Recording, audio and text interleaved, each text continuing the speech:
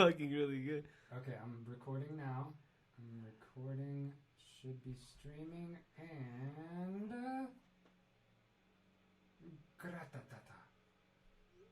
Okay, we are streaming. We are live. Actually, legitimately live. We are live. My friends, my family, my homies. Welcome, everyone. Welcome all.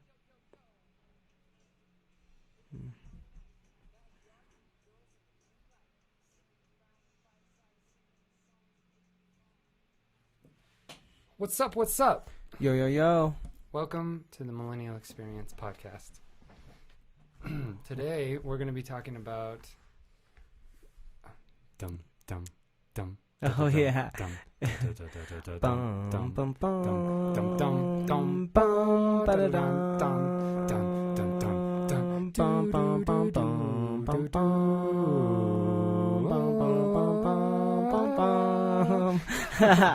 Pokemon. It's something that is... If you're a millennial, it's probably stamped onto the things that defines you as a millennial, I would say. Like with stickers? In 1996. Yeah, definitely. Hmm. I mean, so in Japan, the game came out first, and then the cards. And here in the United States, it was the show and the video game at the same time. And so we got the big media hit here. But I remember my very first Pokemon introduction. It's kind of a blur, right? Because the only thing I can tell you is I have memories of me running from the bus stop home to catch the episode of Pokemon like right at 3 when I was walking in. The show was starting. And the very first sort of anything collectible, my earliest thing was the cutouts that they would have on cereal boxes for promotion. It was a little cutout square of a Mr. Mime that my friend gave me, but my first Pokemon card was one my brother gave me in like 1998. It was a Staryu card from the base set. Yeah, for me, Pokemon is definitely just a huge... It was a huge factor in the kinds of... in the likes and wants that I had growing up. Yeah.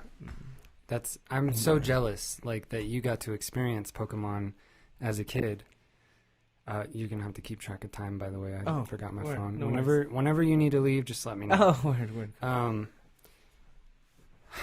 Man, so, as you may know, listeners, I grew up in a household that was very, very Christian, very religious. My dad was a pastor, and somehow that led to when Pokemon became a thing in 99 or so.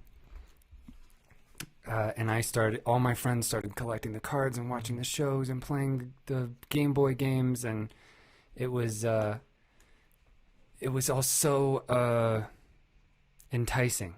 I wanted so badly to play. So I would ask my parents if I could get some Pokemon cards or something. Mm-hmm. And they were like, "Oh, let us look into this. Like, we're going to pray about this and read the Bible." Shit. And they went on Christian, basically Christian Reddit at the time. Okay. And downloaded articles from other pastors and Christian organizations and magazines. Okay. And all of them were saying Pokemon is the devil. Right. It's teaching your kids evolution. It's teaching them witchcraft, and it's going to send them all straight to hell. Fuck. I'm paraphrasing, obviously. No. But those are dire consequences. Essentially, that's what the Christian community felt about Pokemon, at least in the late 90s when it was first coming out. So my parents were like, "Sorry, no, Pokemon is a sin. You're not allowed to play with Pokemon, watch Pokemon, can't have any of the cards." Was that the same? Sorry, just to interrupt. Was that the same with Harry Potter at that time, or did you have to get into that later on too? I was not allowed to watch Harry Potter until high school. Whatever movie was coming out around then. By then, my parents had become a little bit more liberal with with those kinds of those things. kinds of things. And then with Pokemon, did you ever come back to that? I think that no, because so many of my friends had grown out of it by then. By the time that they had kind of loosened up on those types of restrictions, like by the time I got to high school, not a lot of my friends were like collecting and talking about Pokemon in high school. Right. So it just didn't strike me as like I had kind of forgotten all about it. Okay. And it wasn't until later that I was in college and something had sparked my interest again in Pokemon. It was probably like talking to you, like, because that was when I was living with my ex, and we were talking on the phone a lot every night when I lived in Arizona still, and you lived here. And I didn't have very many people to talk to about that either. We had either probably way, me either, so. Pokemon had probably come up, and I started watching Indigo League, the first series on Netflix. Cool. And so I experienced it for the first time when I was like 21, and I fell so madly in love with Pokemon again. I thought it was the coolest thing in the world, even though it's so cheesy and childish, like especially the show. It's like obviously made for little kids, but the concept is so cool. Like, it's hard to explain what do you think the actual draw to Pokemon is? Like, I think it's a mixture of, they're really creative, interesting little creatures, but it's the collectability aspect for me that's so enticing. It's like that the whole "you got to catch them all," their slogan, you know. Because you can actually collect them all. When I got into Pokemon, it was definitely hard hit through the show, and it was really alongside with the Pokemon cards as well, because like any kid, and it's harder to relate as an adult because less and less things are, I mean, although you have the resources, one of the few things I continue to buy from my childhood are like Super Mario video games or Pokemon cards or watching any of the Jurassic Park movies that come out. All of the shitty new releases, you know. I'm a fan. And DC stuff. Although I wouldn't say that I necessarily buy things like DC stuff. I might buy tickets to movies and purchase the digital media, but definitely not buying merch and such things like this. Mario Kart and Mario games, definitely buy the video games. Definitely probably buy some merch, but not a lot of merch. But if it comes to Pokemon, like, the one thing you can get is video games. You can watch the show and you can buy the cards. And like, I do all of the things that are available because it does have a long span of things you can do, including the Pokemon Go game, which was directly sold to millennials if you'd grown up with Pokemon. So like, you were like, now it's in my hand and now I'm doing it live. And of course, the Pokemon cards are long-lived. They started out way back in 1996. So, you know, if you were buying them then, and so long as you didn't just grow out of Pokemon all of a sudden, you probably just here and there, peppered across time, were buying cards here and there. Someone had a card, you took it anyway, whatever. Like, you knew, like, like, for me, the value of those Pokemon cards, it's going to exist however you feel about them. They will have whatever value society will place on them. The value you place on them though is it's harder to explain. Evie, no. No. We're not playing catch right now. It's hard to explain, but when I got into it, it was definitely through the show and physically being able to play with the cards. I wasn't from a very wealthy family, so we couldn't afford a Game Boy Color or any of those Game Boys, and the games themselves would have been about $50 anyway. And at the time, not something you could really ask your parents for. So it was booster pack at a time, and getting holos in a booster pack. You know, the $3-4 boosters at the time. And I think at that time you were getting 11 Pokemon cards instead of the 10 playing ones and then the barcode one. It was really cool because with Pokemon, if you had watched the show at the time, Gotta Catch 'Em All was sort of like, it was the thing that like that character, you were kind of hoping the character would do, but the character himself was sort of like, all my Pokemon are friends and they're all valuable to me. Like, and he was always excited to learn about a new Pokemon.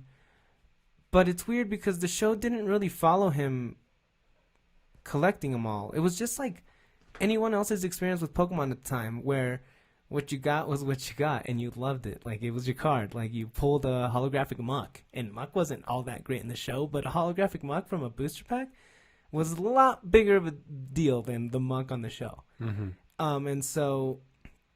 And so you kind of learned that there was this value to whatever it was you pulled. Fuck yeah. Like, and that was fucking awesome. It's also broken up into different, like, there's people that want, and I've kind of, I feel like I missed the boat so much on a lot of this that I'm catching up. And, like, just recently, my interest has been completely piqued in this. And there's so many different ways that you can collect cards. Like, you can collect the entire Pokedex, just like one of every Pokemon. You could collect, like, every version of your favorite Pokemon. Like, if you had 1 or 2 or 3 Pokemon that you just, like, were like, this is my very favorite Pokemon. Like, you could collect that Pokemon, all the evolutions of that Pokemon. And there was, like, dozens and dozens of just that one card, basically. You could collect all the versions of that. You could collect vintage Pokemon cards, like the very first cards ever released. You could collect all the shiny cards. You could collect all the unknowns, like all 26 letters of the unknowns. There's so many different cool ways, like, that you can, if you're into collecting, like, I can see why Pokemon is so compelling, because there's so many different little micro categories of Pokemon collecting that you can dabble in and explore. And it's so expensive now and kind of unattainable that it would take years to complete, like, a vintage collection of all the base set cards. And is that my alarm? I think that might be yours. Darn, I'm gonna have to go turn that off. Keep talking. Yeah, I'll be right back. Yeah. No, yeah. There's a lot of collecting aspects. It's true. You have a lot of different branches of lines and stuff. And then collecting itself is one of the things that you can do because, you think of it in monetary terms of Pokemon. They know that there are people who are just going to do it to collect. So the more versions of a Pokemon card you put out, the more they're going to buy. I personally just lived my life like buying the cards. I never really thought about, literally catching them all, because I guess I never really thought about what they would cost or what value they would have, because they just had more value to me than I could even think of monetarily giving them value. So I never got into thinking, fuck, better make sure I get the Tentacruel, or better make sure I have a Geodude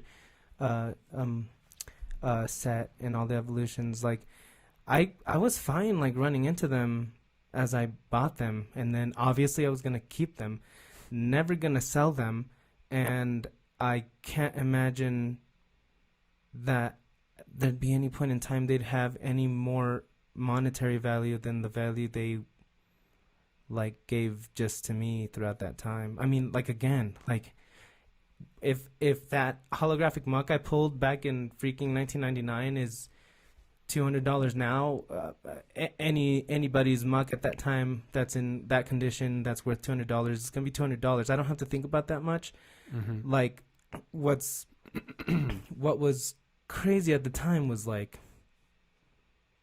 pulling it. It's interesting how, like, for me, I think it's all good. Like, it is what it is. Pokemon in general is a really inviting community. Like, no matter how you want to get in, most people are like, fuck yeah, like, let me look at your cards, like, check out my cards, like, let's play some actual Pokemon card game, like, here's the video games I like the most, or let's jump on, Pokemon Sword and Shield together and go fight a Gigantamax, or whatever it is. And it's interesting how like there's gatekeeping. I've been watching so many YouTube videos. There's gatekeeping in a lot of different directions too. Like there are people that are like, oh well, you didn't pull this card, so it means nothing.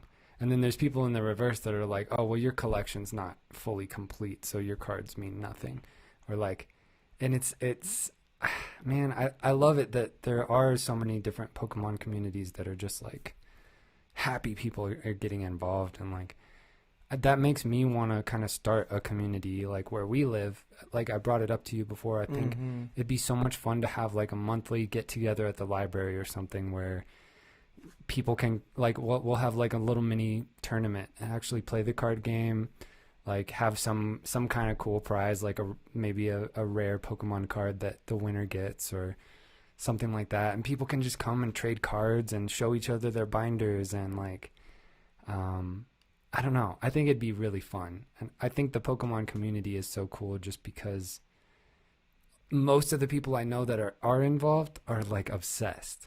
And so they know a ton about Pokemon. They have like all these different various famous or their favorite Pokemon that they like to talk about the most.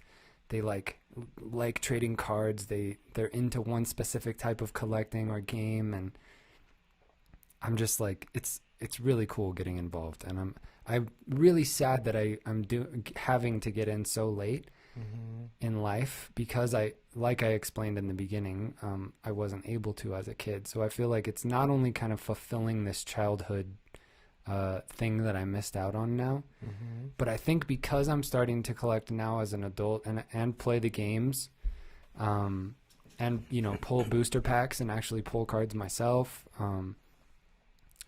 I think it's gonna stick like my whole life. Like I can't tell you how many people I've come across that are like, oh man, yeah, I think I had like a full binder as a kid, but I gave it to my little brother or I sold it and they just absolutely don't care at all anymore. Yeah. And that's baffling to me because like I can tell these cards I'm collecting now because I'm actively doing it as a, almost 30-year-old. I can see that I'm going to have these forever. Like I'm never going to sell any of my Pokemon cards. These are part of my like lifelong collections that I'm going to cherish forever and really enjoy participating in the community for as long as it goes, Right. I mean, I guess I can't say I'm part of any community of Pokemon. I'm just someone who plays it and does it. I don't have like online pages where I talk to people who play Pokemon cards. I never even brought it with my friends because my friends didn't seem like they were interested. It was just something that was totally me. I knew all my brothers and all of us just stayed into it so we could do it with each other. Video games, I tried to play every single one I could. The shows, I watched every single episode until I got old enough to where what the show wanted to do was continue to appeal to younger generations as the other generations got older. So one of the things you can see across, just like a side note on Pokemon cards, the drawings for Pokemon's eyes, at the beginning they're more intense and like serious looking, like Kangaskhan eyes and stuff. And as you go across Pokemon, they get funner, softer looking, round eyes, cute eyes, and stuff like that. So you could see why someone would eventually kind of just grow out of watching the TV show, but playing the game always was the fucking shit. It was the best thing ever. Buying cards was always something you were gonna just, there's a booster pack and I got some money, I'm gonna grab it. But I don't know, because I would separate community from the fact that Pokemon is just appealing across the board because there's different degrees of liking it. But I don't know, I guess one thing I never did was I never spoke of my Pokemon cards in terms of monetary value. I never even thought about it. It was, I guess it's because I never thought that they'd ever be worth an amount that I would want to get rid of them. So that sort of terminology of that sort of physical monetary value never came up in conversation about my cards. It was always like, what do you have? What do I have?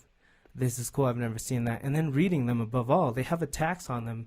They're used for battle, so you get into what they say, what Pokemon ability it has. And like that's why even down to trainer cards is an interesting thing. Because again, like for me, I was into battling with the cards as soon as I got into them.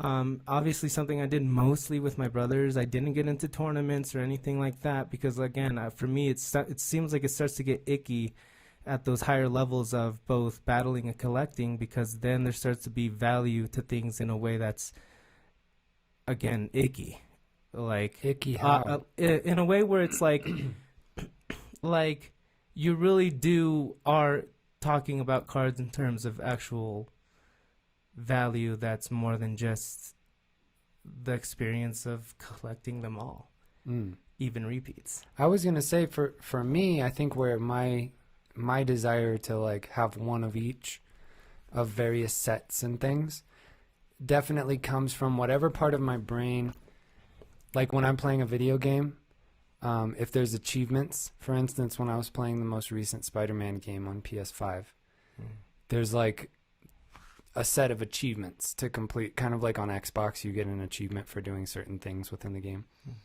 Like I've always been like a completionist, for instance.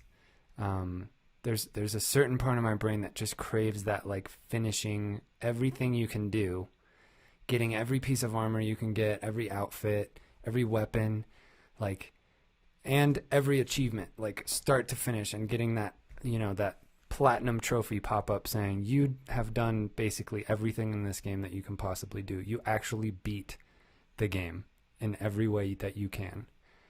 And I think that's what, like when I'm playing the Pokemon games, that is one of the things that's so compelling and like driving me to keep playing. It's like, man, I want to fill my Pokedex. I want to get every single one. Like, so just personally for me, that's where my collecting mindset is at. And some cards cost more than others. Just, if you want to complete a collection, certain cards are going to cost more than others. But kind of like you said, the monetary value of each card is not a concern of mine at all. It's more that the collection is complete is the concern of mine. Like, just that's my personal way of collecting things, much less Pokemon, I think. And for you, you would do it just for cards, or you could see yourself like playing Pokemon Go and wanting to collecting them all there, or the video games. Same. Playing all the video games. I think I have the same desire and that's why I haven't played Pokemon Go as much, is because I was spending so many hours a day of my life that I needed to be working and doing other things as a responsible adult. So it was kind of like putting a drug away, or not drinking as much, because I saw that it was actually detrimental, having real effects on my real life. Just because I was spending so many hours a day playing Pokemon Go. It's so fun, so addicting. And I do have that drive to, like, I want to get every shiny. I want to get every single, like, best version of each Pokemon with the highest stats. And I want to, like, collect all of them. Like, and it's like a compulsion. It's like I'm a little bit obsessive in that way, where I'm never satisfied until, like, a collection is all the way completed. And then I can, like, pull it out and look at it whenever I want and see that I have them all. Like, so I think with the card collecting, that's what my brain is doing. It's like, I want to finish this. I want to complete the set and then move on to the next set of, like, Neo Destinies or Neo Genesis or Gym Challenge, and complete that set. And, like, it's so much fun too. Like, it fulfills me in a way that I think is really good for my brain. Because there's definitely a lot to collect. Yeah. And getting into it now means you need to backtrack a lot. Yep. And that's why I'm starting at the beginning. And I think, there's certain things that aren't compelling to me. Like, a lot of the middle random, like Pokemon XY or Pokemon Sun and Moon, like the in-between releases that, like, the card arts just aren't that cool to me.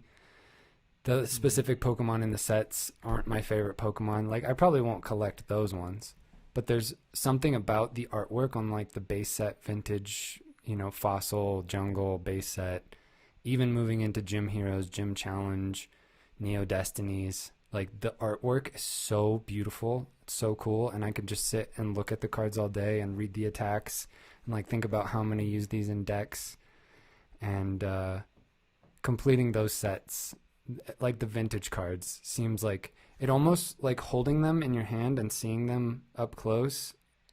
It's like it feels to me like you're holding a piece of history, like as if you were holding a letter from George Washington to his wife or something, like in a sealed glass case. Like you're actually looking at the real letter and getting to see it. Like these cards are so rare because people that were opening booster packs at the time, these were little kids that they would open a first edition base set Charizard holographic card and play with it. Like just like I would have done, I'm sure, if I had been collecting back then. I would have played with this card and held it, and I'm sure it would have gotten really bent and scraped up and maybe ripped in half and thrown in the trash at some point. And so that's why obtaining and actually holding these cards now is so special from a historical standpoint, because most of them got played with and destroyed. If a card was like, if one of these kids basically opened one of these holographic Charizards, put it in a sealed case, and didn't touch it for the last 30 years, and it's now a PSA 10 perfect mint condition Charizard, that's like a piece of history that has been preserved in this cellophane wrapper, and you can actually obtain it and hold it as a part of your collection. And I think that's really, really cool and special. I suppose, but had he done that, he also wouldn't have been able to play with that card either. Yeah, nothing against that. But to me, it's like if someone had, Like, if you came across George Washington's letter to his wife and then you played with it and ripped it up and it got destroyed and thrown away. Yeah, that's like why we can no longer look at that. And that's sad. That's why for me, I don't like. That's where I would define that there's a strict difference between the attitude of collecting and the attitude of actually liking Pokemon. Because like the words come out differently, I think, when it's in terms of collecting versus in terms of liking Pokemon. You can't do both? No, you can do both, but whenever it's like strictly collecting, I don't know anyone that strictly collects, that doesn't play the games and like the card games. For example, and when that. when was your first Pokemon game played, and when did you start getting into buying Pokemon cards? Pokemon X with Xerneas, because that was the first game that I ever, like, you had kind of peer pressured me into playing I it. think, and by then, like, I had come full circle and I was like, oh yeah, I'm not a kid anymore, I'm allowed to play with Pokemon. And so it was very exciting. That was the first game I played. Did you get into cards when you got into the game, or did you just not get into Pokemon that much? Well, I just recently got into cards. The cards. And what was the aspect of the cards that you liked? Ryan came over and showed me how to play the card game, and I thought that the game was really fun, and I loved the Pokemon. I got to play a deck with my favorite Pokemon from Pokemon Sword and Shield, and that sparked my love in the cards. And since then, I've gotten several decks that I really like to play with, and then from there moved on to collecting all kinds of cards. So it's both. It's definitely both for me. It's a strong mixture of both. But did those happen at the same time? Because it seemed like you got into collecting just recently, and it didn't seem like that you was had just that's when Ryan taught me to play the card game. I got into collecting because of the card game. Was that like at the same time? Mm-hmm. It was at the exact same time. I bought my first deck when Ryan was here visiting, and at the same time I ordered a few of my first like cards of my favorite Pokemon, and then that's branched off from there. But I love both. Like I love Pokemon in general, and the collecting aspect is also just, I like collecting things. So collecting something that I love is awesome. It's way different than like collecting coins or Like for me, collecting. Yeah, what do you think makes Pokemon card collecting different than collecting coins or stamps or baseball cards? Or Because of the culture and all the other things is it because it's surrounding a it. bigger Like, industry no, than those things? I mean, to each his own. I don't know what other collectors do. Like, I'm sure there are collectors that collect Pokemon strictly as an investment. Like, this card costs $310, and in 10 years, I think it's going to cost $700. Like, I think, there's obviously are collectors out there that are collecting them in the same way they would collect gold or silver or Bitcoin. But Yeah, I've for heard me, people say that. it's like, I think Charizard is a cool as fuck Pokemon. Like, and the artwork on a lot of these cards, like, it's this awesome Charizard spraying fire, and like, so any kind of like Charizard that I collect, I'm like, oh man, this is so fucking cool, regardless of the value. But then, completing sets, like I said, is also part of like this compulsive behavior that I have. But it goes hand in hand with like, I think all the Pokemon in this collection are really cool. No, word. And that's why it's better than I get coin that. collecting, Like, in my opinion. No, I get that, because you can definitely say you like some aspects that are strictly to card collecting, like the artwork. Because then, like, you can also like Charizard and know a ton of shit about Charizard itself from the show and from other things Yeah. that you can't really get from just looking at artwork and liking it from a card, is what I mean. Yeah. So, and I've like, played what other... dozens of Pokemon games. I've played Pokemon Go for like 1,000 hours of my life. Are you planning on coming back to Pokemon Go? Because we could use your help Maybe. on raids. You guys could If you probably actually peer like pressure me into Pokemon. it. But... See, that's what I mean by gatekeeping, though. Like, the Pokemon community does have a lot of that, where it's like, oh, you're not doing it I right. get that. I get know? that. I just like I get that, because there's sort of like, imagine that there was like Harry Potter cards, but there's the Harry Potter you know about when you read the books and the TV, Mm-hmm. but then there's just strictly collecting of all of the Harry Potter cards. I think that you don't get the full experience if you're looking at things one-dimensionally. And it's hard with Pokemon, because it's not like you can tell people, hey, turn 8 years old and sit down and watch the Kanto show with me, at the time when you're an 8-year-old brain and not a 20-something-year-old brain. Yeah. It's completely...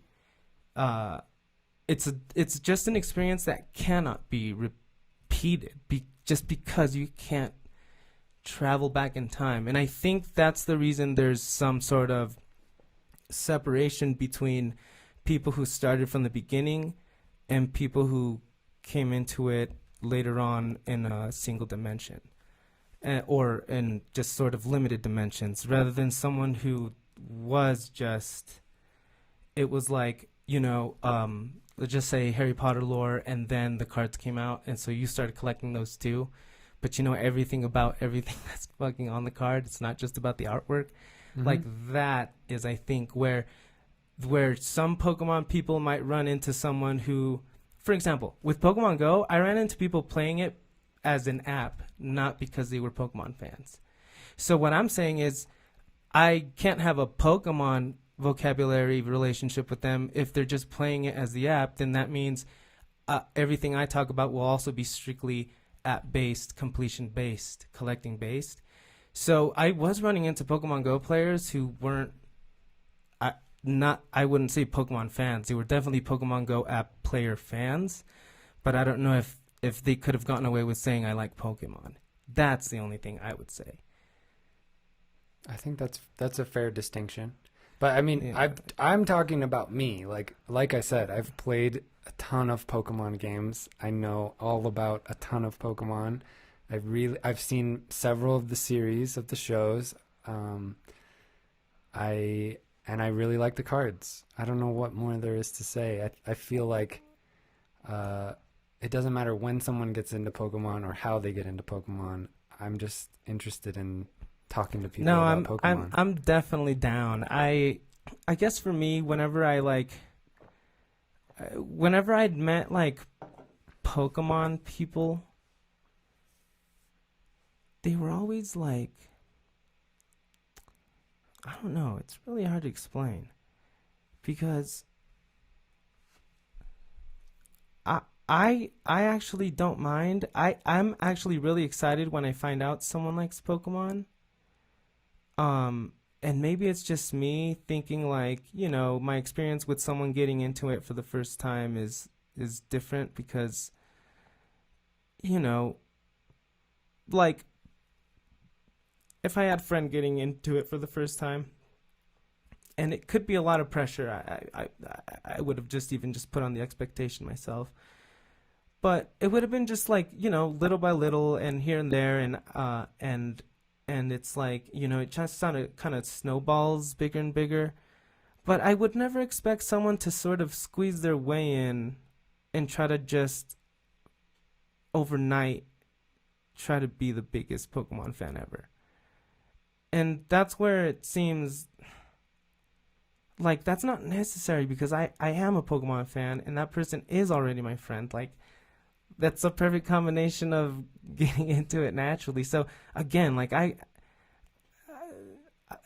in my own head, it's probably just over expectations too. Like no reason I need to act like a overprotective Pokemon fan either. And so, like I said, like that for me, it's just what kind of relationship is going to exist if it's a Pokemon relationship. Is it really going to be Pokemon, or will there be times where it's like the evaluation of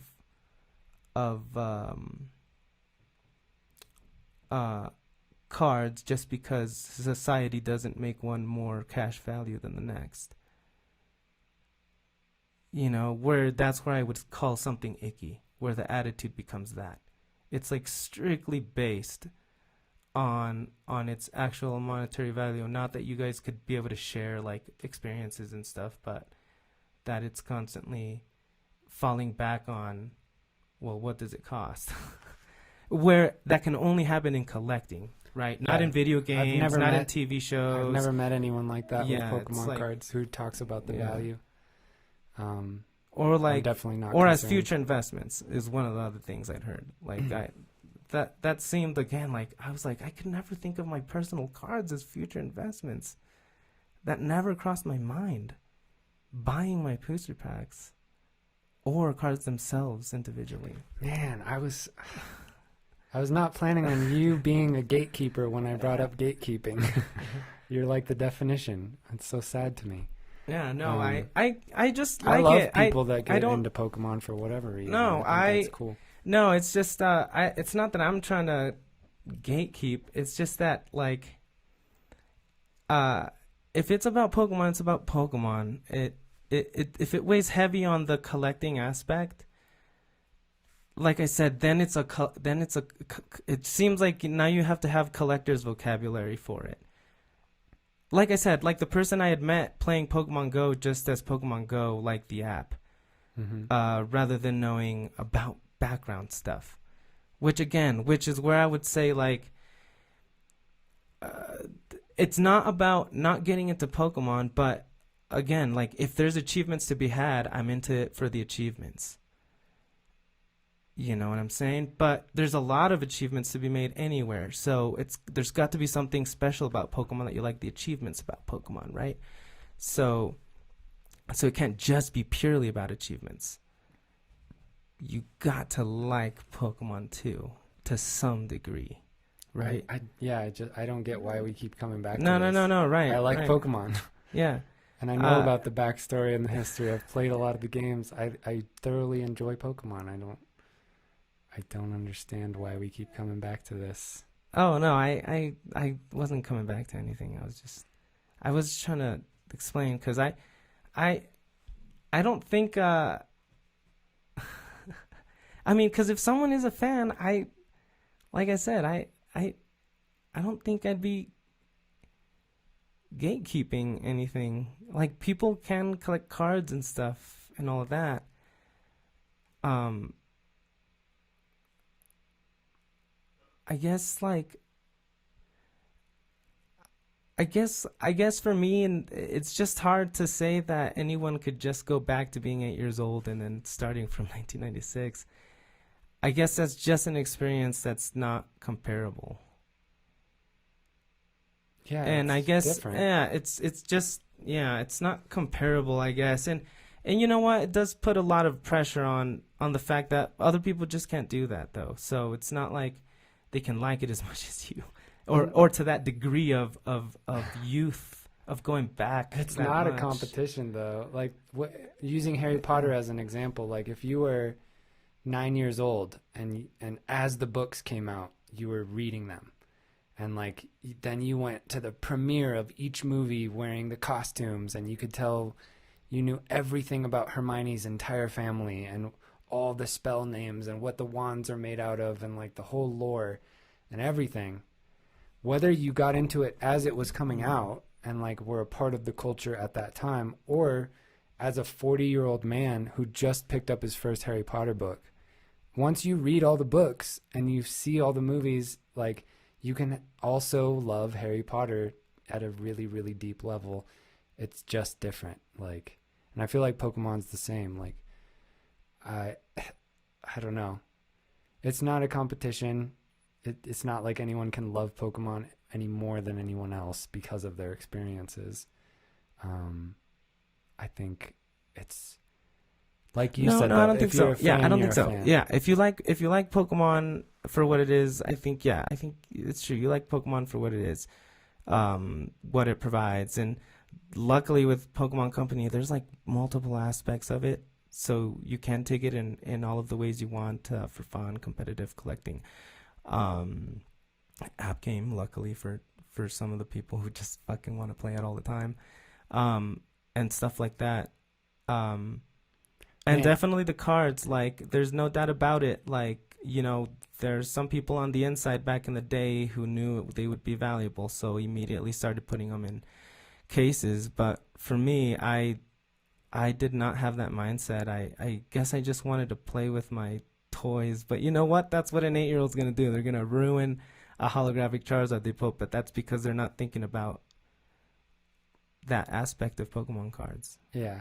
And I think it's the value if of I the had future been value. a kid opening these packs, I would have, played with the cards. Right. And and honestly, I wouldn't have put them in sleeves. No, and or when anything. when I think about some of the base set unopened booster packs that are around, I don't know how I could have kept myself for the last fucking 20 years not opening it. Yeah. So I can't. It makes me think that the kids insanity. that have kept these in mint condition, like, they were probably like rich kids with parents that were either really good at investing, or they bought them enough booster packs that they had 10 holographic Charizards, so it was no big deal to just put one in a sleeve and put it in the closet. Mm-hmm. If you've got 9 others to play with, why not put one away, or 5?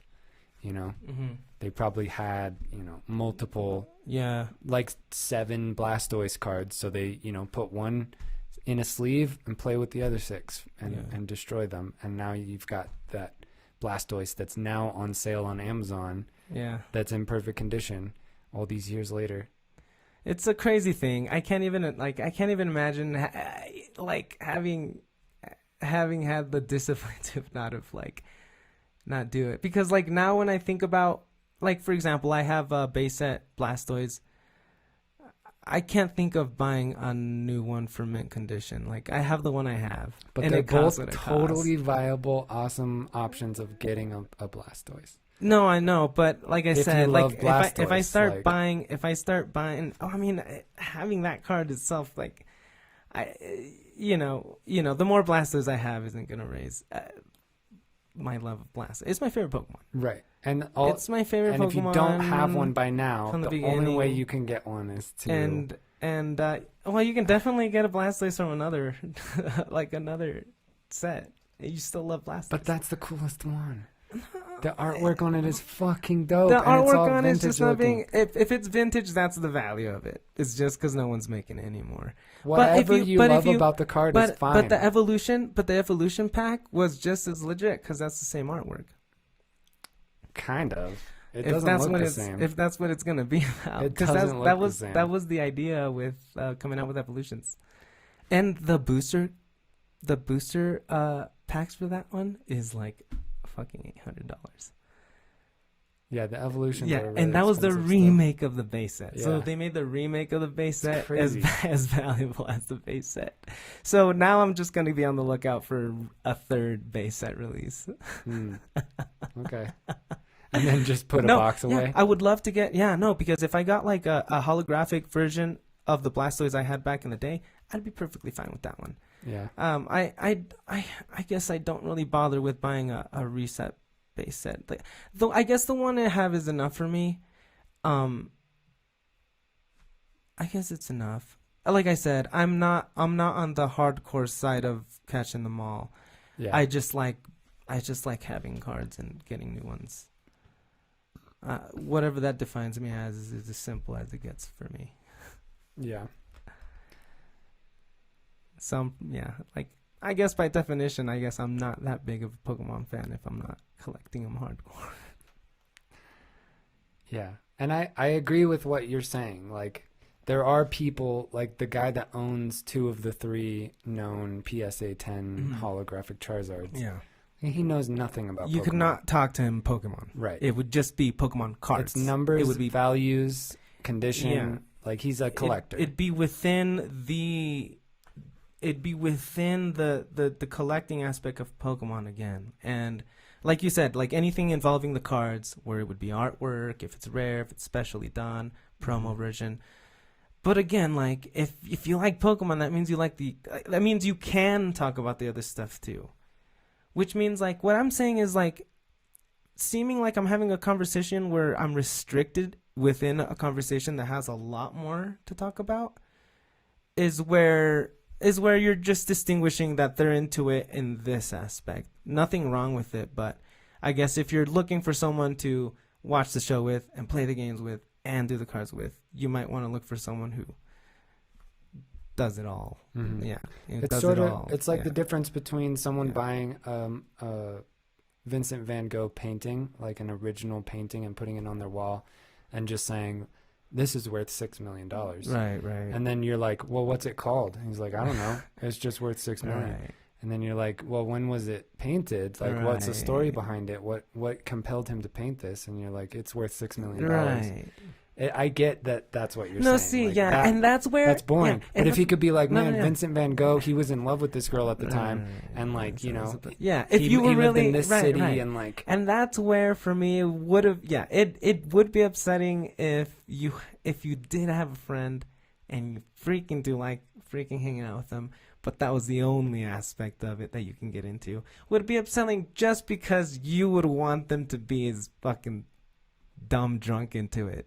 mm-hmm. In every single way as you would. Yeah.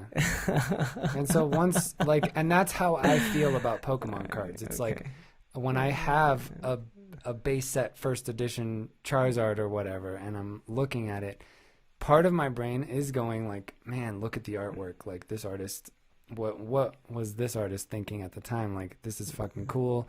Look at those brush strokes.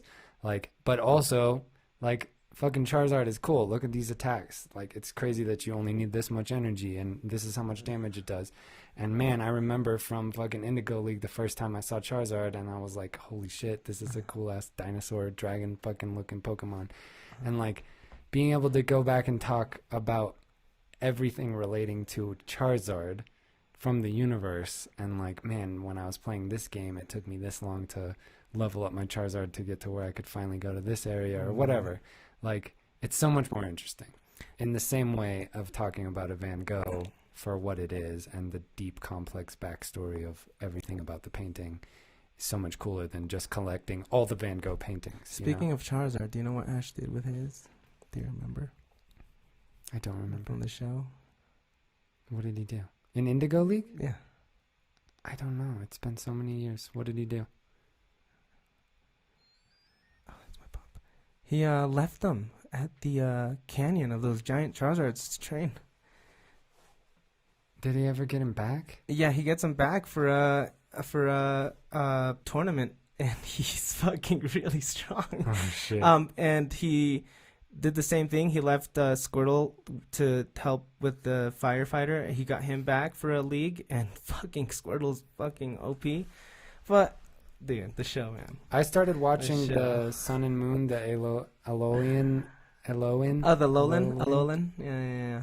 Series. It's very good. It's really good. Are you dude. getting? Have you got? Oh, get to the end. So when you see, he goes back with Brock and Misty and takes his new friends to battle. Holy shit! It's fucking amazing. It is fucking amazing. Tight. Dude. But yeah. But it's yeah. just kind of coming full circle. I think it's amazing what an impact Pokemon has had on millennials. Yeah, millennial generation. Because, like I said, back then, like, it was little kids that were collecting these cards.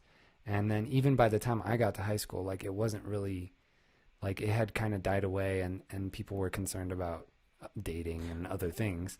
But, like, you know it's what, amazing though? how millennials today are still into Pokemon. No, It's and really cool. I would have been one of those people who had a huge dip away, because I know there are people who probably kept up over and over again with the new gens. I probably missed just a ton of new generations in the years where I was just like, just basically keeping up with Pokemon based on video games mostly, because that was the thing that's been consistently strong with me from the beginning, was playing the games, OG.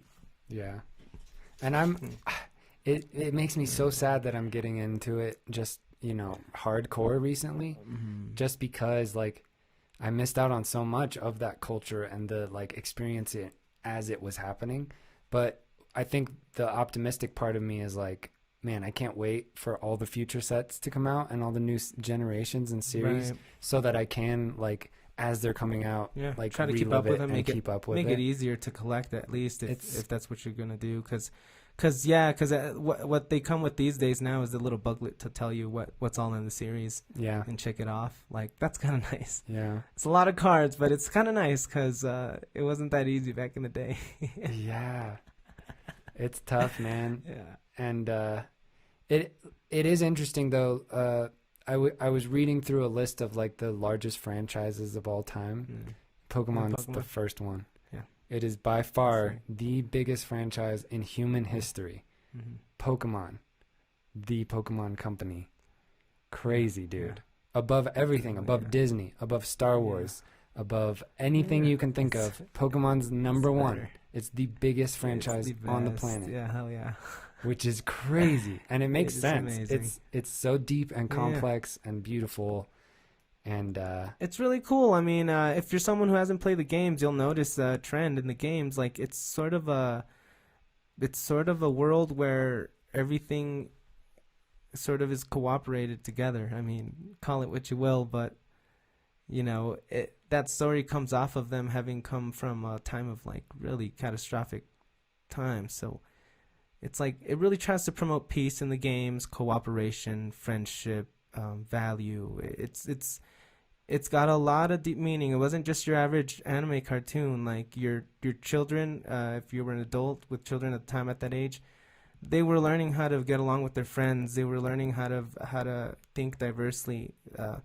Pokemon were all diverse, and the main character didn't care who you were, which one, or if you were strong. Like, he wanted to be your best friend, and that was the main character's, like, theme throughout. So you were learning a lot of value when it came to getting along with people and getting along with strangers, cooperation.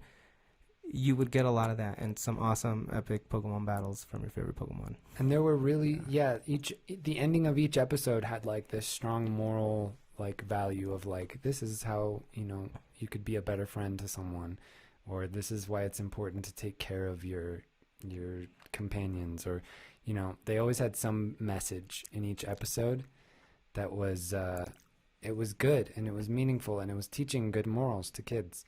And it makes me sad that my parents at the time were like, no way, like, you can't be a part of this because it's evil. Right. When in reality, like, it would have, it was building strong morals for kids, and it was helping to teach them about the world and about compassion, like you said, like, peace. Yeah, cooperation and friendship, mostly, just not being non-discriminating. Like, that show definitely had a lot of that.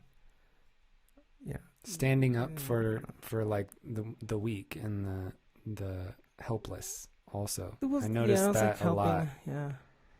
And I don't know. Yeah, just not devaluing yeah, it's just, Mhm. it Like was, Ash, really anytime he comes across someone getting like bullied or something, like he always stands up for them. justice And, and like, stuff. Yeah, like heroes and stuff. But yeah, like Pokemon, let there be diversity for you to be able to tackle those challenging aspects of diversity in the real world and not devaluing certain ideas or people and stuff. So like one thing Ash does in his battles was just sort of use attacks or unorthodoxly to help you think outside of the box. You know, if you're a kid growing up. But you know, subtle things like this as you watch the show. I mean, and you need to think about it in retrospect as an adult because you're not going to be this wise when you're an 8-year-old. right. Yeah. But your brain is so spongy and absorbing yeah. all that stuff. It was good. You're right. Yeah. So it was good to have that example. And the whole like, who's that Pokemon? Like, oh, guess who that is? Yeah. That shit's easy.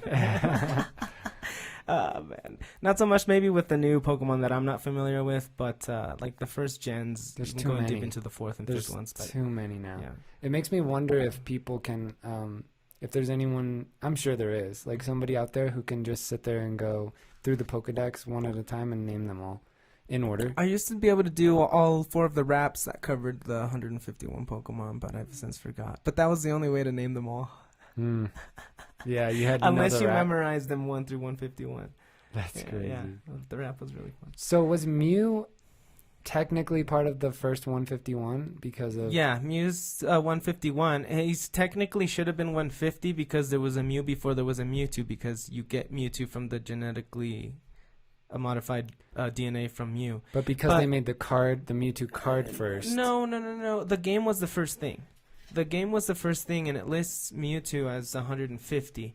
Mew you're supposed to have obtained through a special event or through a glitch if you knew how to do it on your game. But it shows up as the 151st because it's called the Mirage Pokemon because, like, if you'd seen it, it was more or less a Mirage because you could never really confirm it.